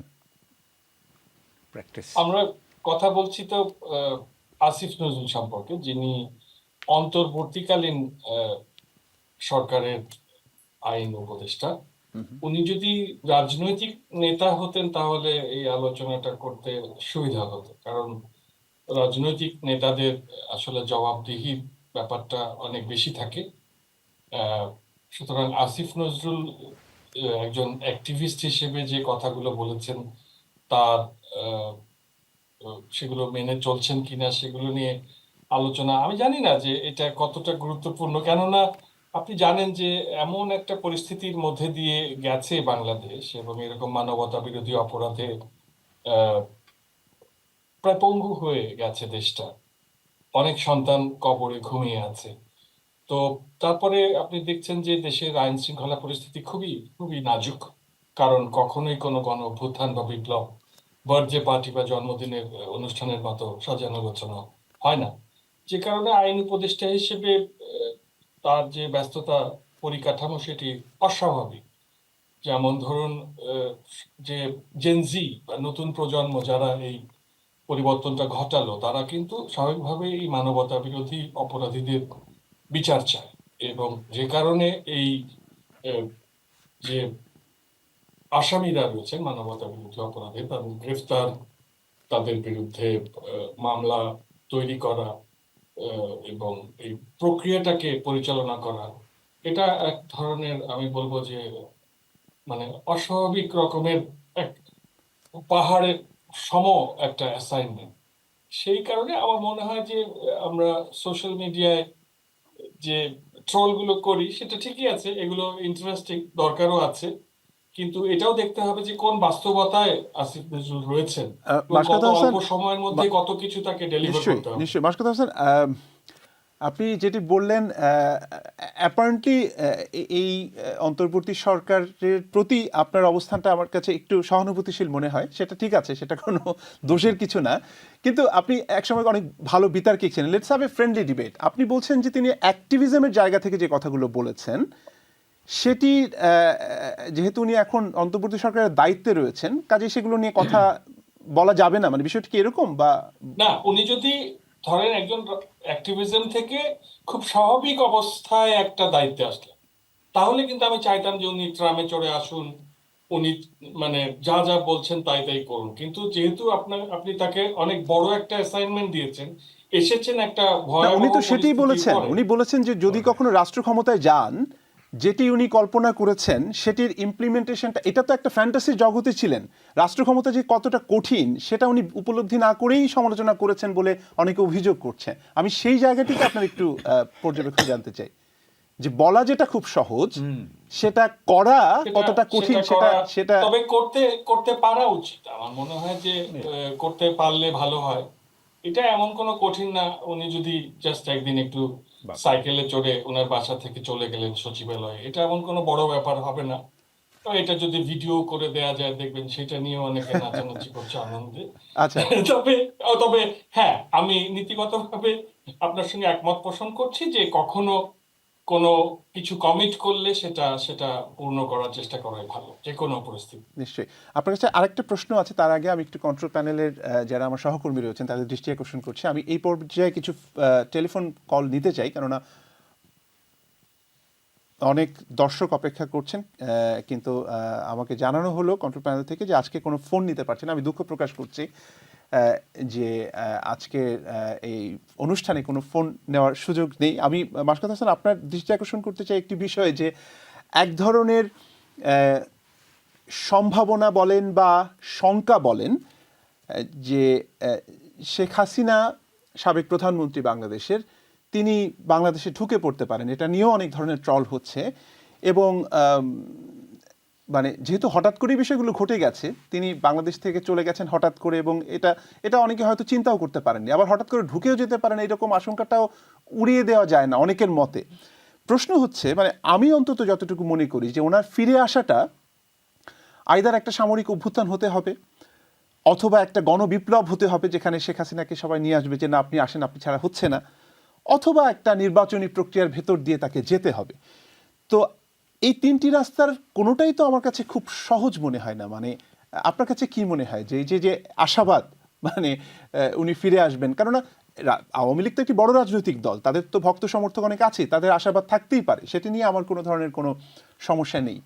কিন্তু সেটার মানে প্র্যাকটিক্যাল পসিবিলিটি কতটুকু বলে আপনি মনে করেন? আপনি একটা জিনিস খেয়াল করেন যে 15.5 বছরে এক ধরনের চিরস্থায়ী বন্দোবস্ত পেয়ে যাবার পরে আওয়ামী লীগের নেতা এবং সমর্থকরা তারা ভেবেছিল যে আগামী 100 বছর 2041 রূপকল্প পর্যন্ত অ্যাটলিস্ট তারা ছুঁয়ে ফেলবে। সেই স্বপ্ন ভেঙে যাওয়ার পরে কিন্তু তারা যেরকম শকড হয়েছে, যেটা হয় না, আমাদের খুব কাছের আত্মীয় মারা গেলে কিন্তু 1-1.5 বছর লেগে যায় এটা বিশ্বাস করতে যে উনি নেই। তো ক্ষমতাটা যে নেই এটা বিশ্বাস করতে আরো সময় লাগে। এই কারণে অনেক ধরনের হ্যালিউসিনেশন সমর্থকদের মধ্যে হয়, সেগুলোই আমরা সামাজিক যোগাযোগ মাধ্যমে প্রকাশ করতে দেখি। কিন্তু আমরা তো এই আন্দোলনটাকে নিজ চোখে দেখলাম, আমরা দেখেছি যে 15 বছরের পুঞ্জীভূত ক্ষোভ থেকে গোটা বাংলাদেশের মানুষ, এটা শুধু ছাত্ররা না, তাদের অভিভাবক, কৃষক, শ্রমিক, মানে প্রতিটি মানুষের এখানে সমর্থন ছিল। যে যার সামর্থ্য নিয়ে কিন্তু রাস্তায় এসে দাঁড়িয়েছিল। এখানে প্রতিটি রাজনৈতিক দল যারা নিষ্পেষিত হয়েছে, যারা কারাগারে কষ্ট পেয়েছে, যাদের কর্মীদেরকে হত্যা করা হয়েছে, তারা সবাই ছিল, সবার একটাই লক্ষ্য ছিল যে এই একটি স্বৈর যে অচলায়তন সৃষ্টি হয়েছে, এখান থেকে দেশটা যেন মুক্ত হয় এবং একটা স্বাভাবিক জীবনে যেন সবাই যেতে পারে। মানে নিশ্চয়ই। এরকম গ্যাস চেম্বারের মধ্যে কেউ থাকতে চায়। সুতরাং ওই রকম একটি অবস্থায় এরকম একটি মানবতা বিরোধী অপরাধ করে, মানে বাংলাদেশের ভবিষ্যৎকে হত্যা করা, তো সন্তানকে হত্যা করা মানে তো ভবিষ্যৎকে হত্যা করা, ভবিষ্যৎকে হত্যা করার পরে সময় লাগবে। এটাকে মেনে নিতে হবে যে কমপক্ষে 10 বছর আসলে এটাকে রিকনসাইল করতে দিতে হবে। আওয়ামী লীগের অনেক ত্যাগী নেতাকর্মী রয়েছেন, কিন্তু যেটা হয় কোনো দল ক্ষমতায় থাকলে দেখবেন যে পাওয়ার করিডোরে ঘোরাফেরা করে হচ্ছে কাকন দাসীরা। সেই কাজল রেখা গল্পের যেটা হয় যে যারা সূচ তোলে পুরো শরীরের, সে এখানে গুরুত্ব পায় না। ওই কাকন দাসী এসে চোখের সূচটা তুলে কৃতিত্ব নেয় যে আমি পুরো কাজটা করেছি। তো এই কাকন দাসীরা আসলে পাওয়ার করিডোরকে ঘিরে থাকে। তো আওয়ামী লীগের তাই হয়েছিল, আমরা কাকন দাসীদেরকে দেখেছি যারা দেশ ডাকাতি করে পালিয়ে গেছে দেখে, এবং ধরা পড়েছে যারা, এরা আমি বলবো যে মানে অপেক্ষাকৃত দুর্বল লোকগুলোই ধরা পড়েছে। আসল অপরাধীরা আসলে পালিয়েই গেছে, এটি একটি প্রশ্নের জায়গা। তবে মানে আওয়ামী লীগের যে স্বাভাবিক নেতাকর্মী যারা বেনিফিশিয়ারি হননি তাদের জন্য আমার কষ্টই লাগে, এবং তাদের প্রতি প্রতিহিংসা পরায়ণ হওয়াও ঠিক নয়। সময় দিতে হবে, তাদেরকে অপেক্ষা করতে হবে। এগুলো কাল্পনিক আশাবাদ আসলে আমি কি বলবো, এটাকে খুব স্বাভাবিক মনে হয় না। ধন্যবাদ। মাশকাত হাসান, আসবো আপনার কাছে। দর্শক, আপনাদেরকে জানাতে চাই যে আমরা কন্ট্রোল প্যানেল থেকে জানতে পেরেছি যে আমরা কিছু ফোন নিতে পারবো, কাজেই আপনারা যদি ফোন করে আপনাদের কোনো প্রশ্ন থাকে বা মতামত থাকে আমরা সেগুলোকে অ্যাকোমোডেট করবো, এক। আর 2 নম্বর হচ্ছে যে আজকের এই আলোচনায় আমরা আওয়ামী ধারার রাজনীতি যারা করেন বা আওয়ামী লীগ যারা করেন তাদের মধ্য থেকে কয়েকজনের সঙ্গে যোগাযোগ করার চেষ্টা করেছি, এবং সেটা সবসময় আমরা করি, কারণ তাদের বক্তব্য আমরা চাই যে এই ধরনের অনুষ্ঠান ইনকর্পোরেট করব আমরা, কিন্তু তাদেরকে আমরা আসলে তাদের কাছ থেকে কোনো ইতিবাচক সাড়া পাইনি। খুব সহজেই এটা বোধগম্য যে তারা রাজনৈতিকভাবে যে অবস্থায় রয়েছেন, এবং সবচেয়ে বড় কথা হচ্ছে যে তাদের রাজনৈতিক যে ডিরেকশনটা কোন দিকে যাবে, যেটা নিয়ে আমরা কথা বলছি যে আওয়ামী লীগের রাজনৈতিক ভবিষ্যৎটা কি, সে ব্যাপারে তাদের অনেকেই আসলে নিশ্চিত নন যে নেতৃত্ব থেকে শুরু করে ওভারঅল তাদের বিরুদ্ধে যে অভিযোগ, সেই অভিযোগের বিপরীতে তারা কোন ধারা রাজনীতি নিয়ে মানুষের সামনে হাজির হবেন। কাজেই আমরা আগামী দিনগুলোতে চেষ্টা করব, এতটুকু বলতে পারি, কিন্তু আজকের এই অনুষ্ঠানে সেটি আমরা করতে পারিনি। আমি একটু জনাব কামাল চৌধুরী আপনার কাছে আসতে চাই যে বাংলাদেশের যে অর্থনৈতিক ব্যবস্থা, সেখানে আমরা দেখতে পাই যে একটা ওই ধনীদের একটা রাজত্ব সবসময় থাকে, মানে ধনিক শ্রেণী তারাই এক ধরনের ডেসপ্যারিটি তৈরি করে সমাজে, এবং যেহেতু আপনি এই ফিনান্সিয়াল সেক্টর নিয়ে কাজ করছেন, এই যে সমতার কথা আমরা বলি, আমরা পশ্চিমের পৃথিবীতে আছি, এখানে এক ধরনের ইকুইলিব্রিয়াম রয়েছে, একটা ধরনের ভারসাম্য রয়েছে, সেই ভারসাম্যটা আমরা কখনোই গত 53 বছরে খুঁজে পাইনি। অনেক ধরনের প্রতিশ্রুতি এসছে, ইউনূস সাহেবের দিক থেকেও এখন অনেক ধরনের প্রতিশ্রুতি সম্ভাবনার জন্য আমরা কিন্তু মুখিয়ে আছি যে একটা ভালো কিছু হবে। এটা কি এত কঠিন একটা কাজ? মানে ধরেন ধনী দরিদ্রের যে বৈষম্য সেটাকে কমিয়ে আনা, বা দরিদ্র শ্রেণীর দিকে, প্রান্তিক জনগোষ্ঠীর দিকে একটু নজর দেওয়া, যারা আমাদের দেশের ফসল ফলান, মানে আমাদের অন্ন যোগান, এটা কেন হচ্ছে না বলে আপনার মনে হয়? This is typical of any emerging or developing country. এই ক্যারেক্টারিস্টিকটা থাকবেই। The gap between, say, actual producer, a peasant, and the guy who wholesales in the urban area and city, এই গ্যাপটা থাকবে, because this is the characteristic of the economy. এখন এটাকে যদি কমাতে হয়, then we have to be very compliant with rules and regulations, which we are not. We must also admit what we are. Our characteristic is to dodge. That will not happen. এই দেশে হয় না কেন? বা Africa তো আমি দেখছি হয় না। Why? Because people are compliant to rules and regulations. আমাদের এখানে অভ্যাসই হয়েছে আমি রুল মানব না, আমি রুলের ডজ করব। And I must tell you honestly, if that characteristic is not rectified in Bangladesh, even God cannot run it. So this is the answer to that. Our economy, when you ask me, can the money come back? Billions of dollars have gone up. Yes, it will come back. A lot of it will come back. But then, are we determined to bring it back? Do we give enough time to the present government who has set their objective to bring them?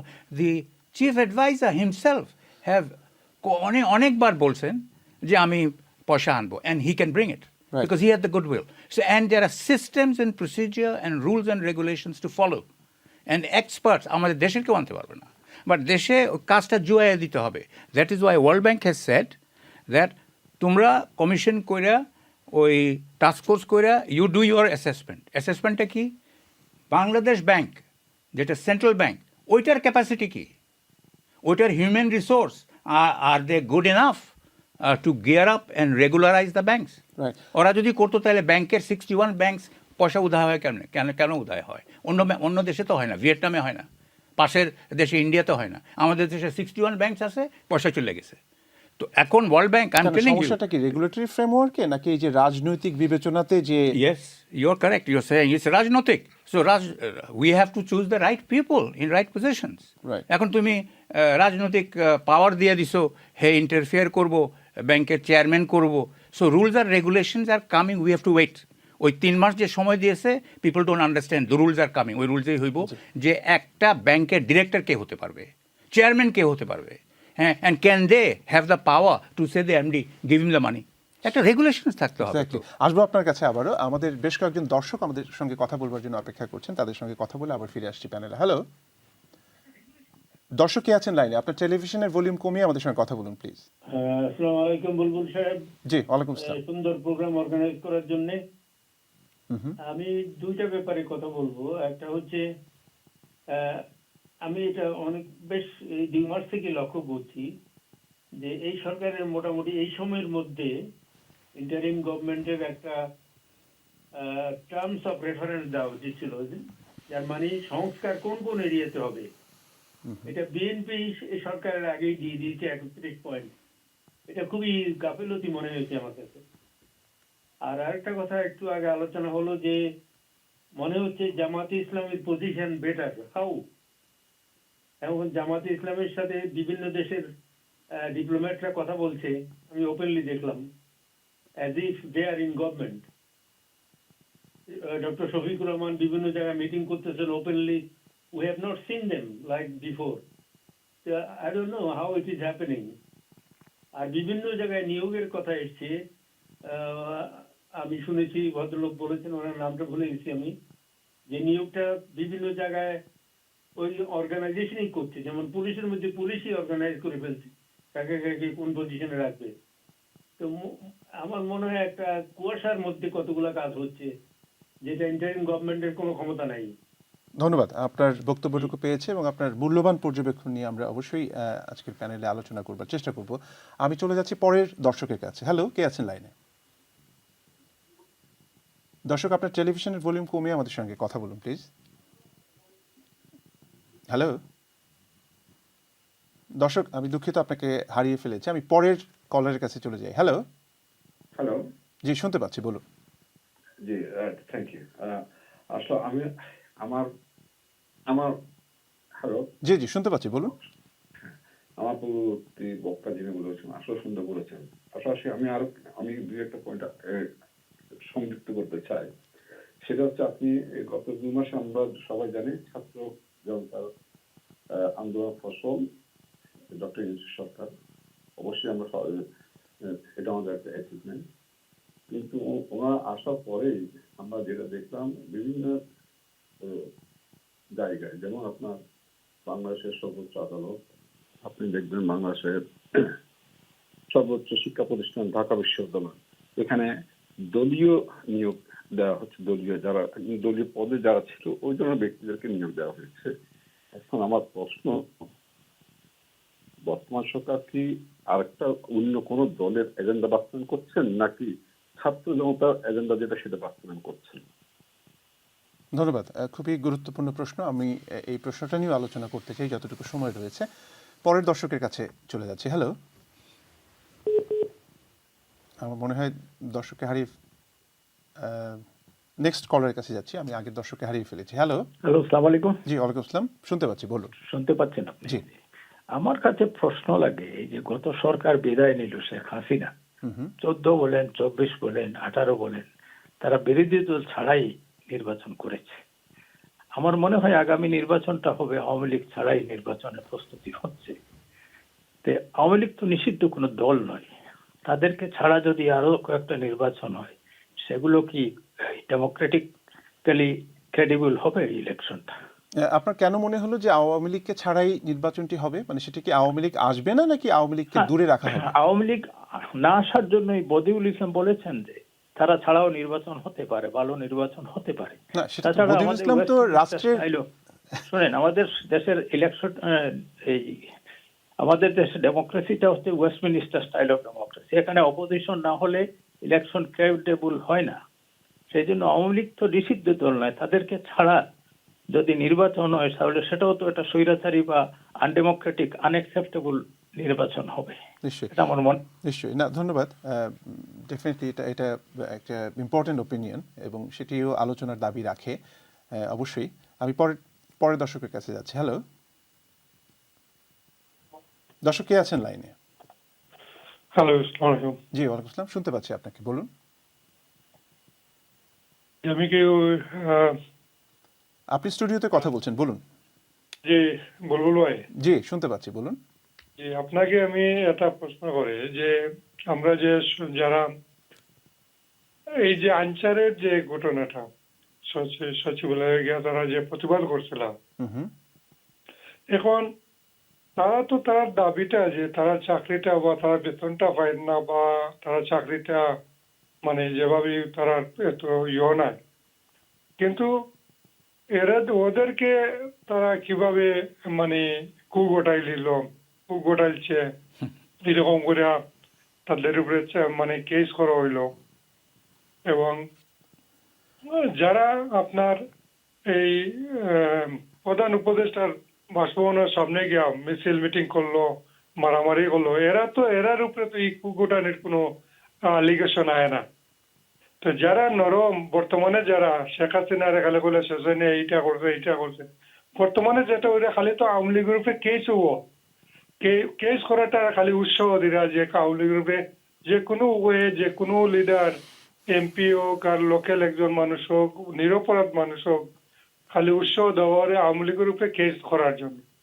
এইটা কতটুকু যুক্তিসঙ্গত, কতটুকু ভালো জিনিস? ধন্যবাদ ধন্যবাদ। এটাও একটা গুরুত্বপূর্ণ প্রশ্ন যে আওয়ামী লীগের রাজনীতির সঙ্গে যারাই যুক্ত ছিলেন প্রত্যেকে অপরাধী কিনা, মানে যেভাবে মামলা দেওয়া হচ্ছে এবং নির্বিচারে মামলা দেওয়া হচ্ছে সেটাও কতটুকু আমার মনে হয় যে চেক অ্যান্ড ব্যালেন্স বা ভারসাম্য রক্ষার জন্য সহায়ক হবে। কেননা একটা দেশে আপনি একটা দলকে বা একটা মতাদর্শকে যদি নিশ্চিহ্ন করে দিতে চান, সেটা পরিণতি ভালো হয় না। সেটা আওয়ামী লীগের চেয়ে ভালো আর কে বুঝতে পারছে এখন। তো সেই একই কাজ যদি অন্তর্বর্তী সরকারও করেন বা ভবিষ্যতে যারা আসবেন তারাও যদি সেটি করেন, সেটিও খুব ইতিবাচক কিছু হবে না বলে আপনি মনে করছেন, তাই তো? ধন্যবাদ। আমি পরের দর্শকের কাছে আসবো। আমি আর খুব বেশি কল নিতে পারবো না, কেননা আমার প্যানেলেও ফিরে আসতে হবে। কে আছেন লাইনে? হ্যালো হ্যালো, শুনতে পাচ্ছি আপনাকে, বলুন। জি, বলুন, আপনি স্টুডিওতে কথা বলছেন। yeah, I just wanted to ask the panel that what is their view on the rhetoric that Dr. Yunus has just made about the reset that has taken place on the 5th of August? What is this reset means, and where does the history beyond 2024 till 1971 stands? If they could clarify me that, please. Thank you. I got your question. This is a very important question. I think we have been talking about it over the last few days. So আমার মনে হয় যে panel মেম্বাররা চাইলে এটির উত্তর দিতে পারেন। আমি আর দুটো কল নিয়ে ফিরে আসছি প্যানেলে। হ্যালো, কে আছেন লাইনে? হ্যালো। হ্যালো, জি, শুনতে পাচ্ছি আপনাকে, বলুন। জি জি, আমার নাম মুজিবুল হক মনি। জি মনি ভাই, বলুন। হ্যাঁ, না আমি খুব সত্যি একটা প্রশ্ন, আমি এখানে খুব মন দিয়ে শুনছিলাম, খুবই ভালো লাগছে। ওই বিএনপি সমর্থিত একজন ভাই ওনাকে একটা প্রশ্ন করেছিল, ওই প্রশ্নটা উনি সবটা করেন নাই, মানে আসলে একটা ভালো প্রশ্ন সবার জন্যই, যে 15 বছর যাবৎ যে জামাত ইসলাম অনেকটাই মানে একদম নীরব ছিল, সেইখানে এই হঠাৎ করে অন্তর্বর্তীকালীন সরকার যখন বসলেন তখন দেখা গেল যে বিএনপি এই 15টা বছর পর্যন্ত তারা মারাত্মকভাবে করে গেছে, মানে আন্দোলন করে গেছে, নির্যাতন ভোগ করছে, অনেক কিছুই তাদের উপর দিয়ে গেছে। সেই দলটাকে গৌণ হয়ে গেল মনে হলো। আর সেই জামাত যে অবস্থা খুবই ছিল, ওরা হঠাৎ করে মুখ্য হয়ে গেল। এইটার যে রহস্যটা, এটা এড়িয়ে যাবার না।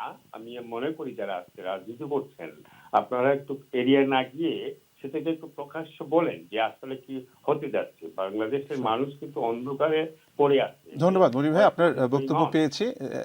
এটা আমি অবশ্যই জনাব জুনায়েদ উনি এটি রেসপন্ড করবেন। আমি লাস্ট যে কলটি সেটি নিয়ে ফিরে আসছি আমার প্যানেলে। হ্যালো, কে আছেন লাইনে? দর্শক টেলিভিশনের ভলিউমটা কমিয়ে আমাদের সঙ্গে কথা বলুন প্লিজ। হ্যালো। হ্যালো, আসসালামু আলাইকুম। জি ওয়ালাইকুম আসসালাম, শুনতে পাচ্ছি আপনাকে, বলুন।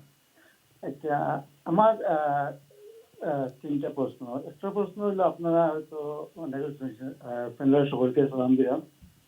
আমার প্রশ্নটা হলো যে আসিফ নজরুল স্যার যে এর আগে বলছিলেন, বারবারই আপনারা শুনছেন হয়তো, যে ভারতের 26 লক্ষ মানুষ বাংলাদেশে চাকরি করতেছে। তো উনি তো এখন আইন উপদেষ্টা আছে, তো আমার তো মতো এই 26 লক্ষ মানুষের চাকরি তাকে দরখাস্ত করে এবং কোথায় আছে এদেরকে ফাইন্ড আউট করে 26 লক্ষ বাংলাদেশের মেধাবী ছাত্রদেরকে দিলে তো বাংলাদেশের উপকার হইত। জি, তারপর দ্বিতীয় প্রশ্ন। আরেকটা প্রশ্ন হইল যে এখন এই যে বর্তমান যে অবস্থায় দেশ চলতেছে, যেমন এই সেনাবাহিনী চালাইতেছে না, ডক্টর ইউনূস চালাইতেছে না, ছাত্ররা চালাইতেছে না, জামাত চালাইতেছে না, বিএনপি চালাইতেছে, কোনটাও কোন ধরনের কথাবার্তায় কোন ধরনের একটা ইমেল নাই। এইটা একটা প্রশ্ন। আর আরেকটা প্রশ্ন হইল যে আওয়ামী লীগ সরকার ক্ষমতা চালার পর থেকে হাজারের উপরে শিক্ষক লাঞ্ছিত হয়েছে, চাকরিচ্যুত হয়েছে। ছাত্রদের হাতে অনেকে দেখা গেছে জুতার মালা বন্ধ করে বিদায় করা হয়েছে, জুনিয়র সিগনেচার করা হয়েছে। এটা কি ধরনের কালচার? ধন্যবাদ। আই উইশ আপনার এবং আপনাদের সবার কলগুলোকে আমরা অ্যাকোমোডেট করতে পারতাম এবং এটি নিয়ে আলোচনা করতে পারতাম। সময় হাতে খুবই কম, তারপর খুব ব্রিফলি যদি আমি জনাব চৌধুরী দুটো বিষয় আপনার দৃষ্টি আকর্ষণ করতে চাই। একটা হচ্ছে, একজন দর্শক বলেছেন যে রিসেট বাটন করে কতটুকু পর্যন্ত ডিলিট করা যায়, এই যে রেটরিকটা এসছে আলোচনায়, এটি নিয়ে আপনার কি বক্তব্য? You are asking me a very difficult question to which I find difficult to answer. আমি নিজেও এটা বুঝলাম না। Honestly, I have to be, I myself looking for answers. আমি এটা বুঝতে পারলাম না, because history must remain, and we cannot forget it. So I think our leadership there should make it clear, because a lot of people don't understand it. And I would request through this program, if this can be clarified, there must be some meaning. And he has a mind which probably we don't have. He must have got something. আরেকটি বিষয়, সেটি হচ্ছে যে একজন দর্শক শেষের দিকে প্রশ্ন করেছেন, তিনটি প্রশ্নের একটি প্রশ্ন ছিল যে আসলে সরকার কে চালাচ্ছে, মানে সেনাবাহিনী, মানে কন্ট্রোলটা কার হাতে, নিয়ন্ত্রণটা কার হাতে? মানে একটা এলোমেলো অবস্থায় একটু মনে হচ্ছে যে চেক অ্যান্ড ব্যালেন্সের অভাব, সেটি কেন? এটা আমিও ফিল করছি এবং আমাকে অনেকে নিজে এই প্রশ্নটা করেছে। So I think why we feel like that is because একটা রেভলিউশনের পরে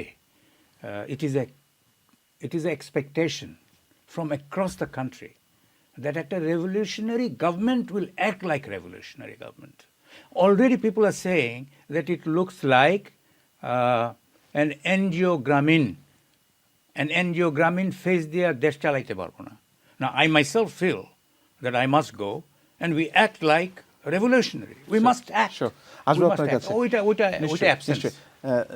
জনাব জুনাদ, একটি প্রশ্ন হচ্ছে যে জামায়াত বিএনপি এই যে মানে কি বলবো, যে এই যে স্ট্রাকচারে চলছে আর কি সরকার, সেখানে জামাতের যে এক ধরনের আপার হ্যান্ড অনেকেই লক্ষ্য করছেন, সেই জায়গাটিতে বিএনপি কেন সরব নয়, সেই প্রশ্নটা আমি আপনাকে করেছি, কিন্তু আমি একটু কলারের সঙ্গে অ্যাড করতে চাই যে এটা কি এরকম একটা ধারণা থেকে আপনাদের স্ট্র্যাটেজিক একটি অবস্থানে আপনারা এসছেন যে যেহেতু তারেক রহমান দেশে ফিরে গিয়ে রাজনীতি করবেন আলটিমেটলি, এবং যেহেতু তার যে মামলাগুলো দেশে ফিরে যাওয়ার নিশ্চয়তা, বাধাহীন নিশ্চয়তা, সেটা এখনো নিশ্চিত হয়নি বলে কি আপনারা একটু ধীরে চলনীতি অবলম্বন করছেন? পলিটিক্স তো তার রাজনীতির গতিতে, পলিটিক্সের গতিতেই এগুবে।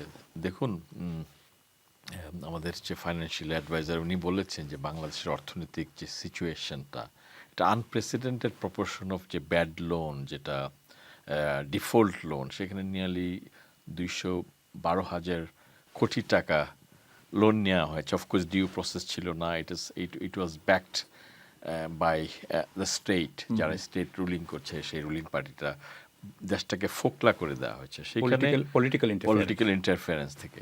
সেখানে যে অনলি 2 months এই গভর্নমেন্টটা ফর্ম হয়েছে, অফকোর্স একটা রেভলিউশনের মধ্যে দিয়ে, how much you can expect. এই বিচ্ছিন্ন অনেক ধরনের কথা হচ্ছে। অফকোর্স আমরা যে তথাকথিত যে সমস্ত রাজনীতিগুলো আগে হয়েছে, মাইনরিটির নামে অনেককে প্রেফারেন্স দেওয়া হয়েছে, এগুলাকে বেশি প্রজেক্ট করা হয়েছে, মানুষ সেটার বিরুদ্ধে কিন্তু ফুঁসে গেছে। এখন বিএনপির যে প্রপোর্শনের যে ভোট কিন্তু বাংলাদেশে তো মাইনরিটিকে মানে চাপিয়ে রাখা বা তাদেরকে কোণঠাসা করে রাখারও কিন্তু একটা কিন্তু সংস্কৃতি এটা চালু যতটা আছে। ছিল না তার চেয়ে বেশি এটাকে প্রজেক্ট করা হয়েছে রাজনৈতিক স্বার্থ সিদ্ধির জন্য। এটা এখনো হচ্ছে। একটা শ্রেণী বসে আছে, how they can get advance out of that situation. এটার জন্য গভর্নমেন্ট এবং বিএনপি এবং অন্য পলিটিক্যাল পার্টিগুলোই এটার জন্য অত্যন্ত সজাগ রয়েছে। দেখুন, আমরা ধর্মীয়ভাবেই যেটা আমরা মোরাল এথিক্যাল রেসপন্সিবিলিটি মনে করি যে অন্যান্য ধর্মাবলম্বীদের কীভাবে সিকিউর করা যায়। সুতরাং সেইখানে যেমন এটা এখন সারা বাংলাদেশে একটা ট্রেন্ড শুরু হয়েছে, এটাকে পূজাময় করে দেওয়া হচ্ছে, যেটার কোনো প্রয়োজনই নাই। বিকজ আমরা তো বাংলাদেশিরা যারা আছি 98% মুসলিম কান্ট্রি, এটা আমরা মনে করি এটা আমাদের ধর্মীয়, এটা আমাদের 98% বললেন? সামথিং সিমিলার লাইক নিয়ারলি 90ও যদি হয়, যদি রেস্ট অফ দ্য 20%ও যদি আপনি মনে করেন যে আদার্সরা আছে, তো 90% রেসপন্সিবিলিটি আমাদের রিলিজিয়াস রেসপন্সিবিলিটির মধ্যে পড়ে তাদেরকে সিকিউর রাখা। সেইখানে দেখুন যে জামাত, বিএনপি, আওয়ামী লীগ, তিনটা তো বা রাজনৈতিক শক্তি, কোনো শক্তিরই কিন্তু ক্ষয় হয় না, এটা ভিন্ন ফরম্যাটে রূপান্তরিত হয়। আওয়ামী লীগ আগেও ছিল, ভাসানী করেছেন, সরওয়ার্দিরা আওয়ামী মুসলিম লীগ করেছেন। এখানে জাতীয়তাবাদের যে আদর্শ, যে ফিলসফি, আওয়ামী রাজনীতির যে ফিলসফি, সেটা কিন্তু সে যে শুধু হাসিনা ভিত্তিক হবে, শেখ মুজিব ভিত্তিক হবে তা না। তারা 5,000 10,000 লোক বাংলাদেশ থেকে পালিয়ে গেছে, কিন্তু আওয়ামী লীগের অনেক লোক কিন্তু এই আন্দোলনের সাথেও ছিল, তারা আওয়ামী লীগের এই সমস্ত কাজগুলোকে মেনে নেয়নি। সুতরাং সেখানে যে আওয়ামী লীগ কীভাবে রাজনীতি করবে, দলীয়ভাবে তাদের রাজনৈতিক রাইট থাকবে কিনা না থাকবে, এটা কোন ফরম্যাটে যাবে, কিন্তু তাদের মানুষগুলো তো রয়েছে, তাদের যে ম্যান্ডেটগুলো তো নিশ্চয়ই একটা ফরম্যাটে রূপান্তরিত হবে। সো এটা একটা সময়ের অপেক্ষার প্রশ্ন, সেটা আমরা দেখব। সেখানে কিছু কিছু পোস্টিংয়ের পজিশনে দেখুন, আগে হয়তো আমরা পুরো রাজনৈতিক বিবেচনায় অনেককে আমরা দায়িত্ব দিয়েছি, তাদেরকে প্রমোশন দেওয়া হয়েছে, তাদেরকে চাকরি দেওয়া হয়েছে। এখন হয়তো বিভিন্ন শিক্ষা প্রতিষ্ঠানে বিভিন্ন জায়গায় মেধার ভিত্তিতে রাজনৈতিক একটা কর্নার থেকে অনেকে আসছেন। সেটা হয়তো দেখুন সাদা কাপড়ে যখন দাগ পড়ে, এটা কিন্তু অনেকটা ফোকাস হয়। সেখানে হয়তো জামাতের অনেকেই তার যোগ্যতা, সেখানে অনেকেই অ্যাকোমোডেট হচ্ছেন, সেটাকে প্রজেক্ট করা হচ্ছে। কিন্তু ইলেকশনের রাজনীতিতে আগামী দিনে বাংলাদেশে বিএনপির অবস্থানটা পুরো জাতি জানে যে আমরা কত পার্সেন্ট ভোট আমরা হোল্ড করি, এবং যদি ল্যান্ডস্লাইড যদি ইলেকশন হয় আমাদের অবস্থানটা বাংলাদেশে কি হবে। So we are not worried about. অনেক ধন্যবাদ জনাব জুনায়েদ। অনুষ্ঠানের একেবারে শেষ পর্যায়ে মাশকাত হাসান, আপনাকে দিয়ে শেষটা করতে চাই। আমরা দেখলাম যে ছাত্র জনতার যে অভ্যুত্থান, সেখানে ছাত্ররা নেতৃত্বে ছিল, এবং তরুণ সমাজের এই নেতৃত্ব পুরো বাংলাদেশ কেন সারা পৃথিবীতেই আমার ধারণা যে আদৃত হয়েছে, এবং সেটার একটা ইতিবাচক ধারা বাংলাদেশের যে শাসন ব্যবস্থা বা বাংলাদেশের গণতান্ত্রিক পথ চলা সেখানে প্রবাহিত হবে, সেরকমই প্রত্যাশা। কিন্তু আমরা দেখলাম যে ক্ষমতা কাঠামোতে এই যে যারা তরুণ সমাজ, তাদের অংশগ্রহণের প্রশ্নে আমরা মানে যারা বিশ্ববিদ্যালয় থেকে বেরিয়েছিল আন্দোলন করার জন্য, তারা পরীক্ষা দিতে চাচ্ছে না, তারা এক ধরনের সচিবালয় কেন্দ্রিক একটা জীবন বেছে নিতে চাইছে, তাদের এক ধরনের স্বেচ্ছাচারিতার প্রতিফলন আমরা দেখছি বিভিন্ন কর্মকাণ্ডে। তো সেটা তো আমাদের আশার ভেতরে এক ধরনের প্রশ্নবোধক চিহ্ন তৈরি করছে। আমরা আসলে এই অনুষ্ঠানের শেষ পর্যায়ে এসে নৈরাশ্যবাদী হতে চাই না, কিন্তু এটির বিপরীতে আপনার কি বলবার আছে? কেননা আপনি দীর্ঘদিন বিতর্ক করেছেন, তরুণদেরকে নিয়ে কাজ করছেন, আপনার লেখালেখির একটা বিরাট পাঠক হচ্ছে তরুণরা। তো সেই জায়গাটিতে আপনার কি বলবার আছে মাশকাত হাসান?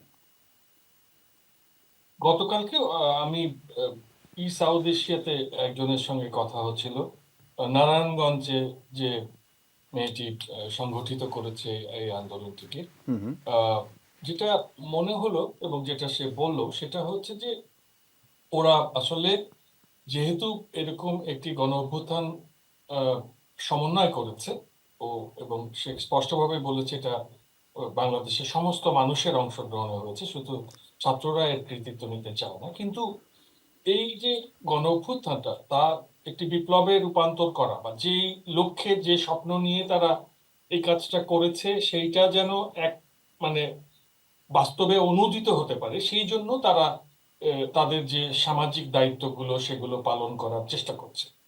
তো সেইখানে আমরা একটা বিষয়ে খুবই প্রত্যাশা রাখবো এই নতুন প্রজন্মের কাছে, যে সেই যে 1971 সালের পরে দেখা গিয়েছিল যেমন যে মুক্তিযোদ্ধারা ফিরে আসার পরে কিছু আহ, মুক্তিযোদ্ধা তারা স্বাভাবিক জীবনে ফিরে না গিয়ে আহ, একটু এলোমেলো হয়ে গেলেন, যেটা নিয়ে একটা চলচ্চিত্র বোধহয় হয়েছিল যে আবার তোরা মানুষ হ।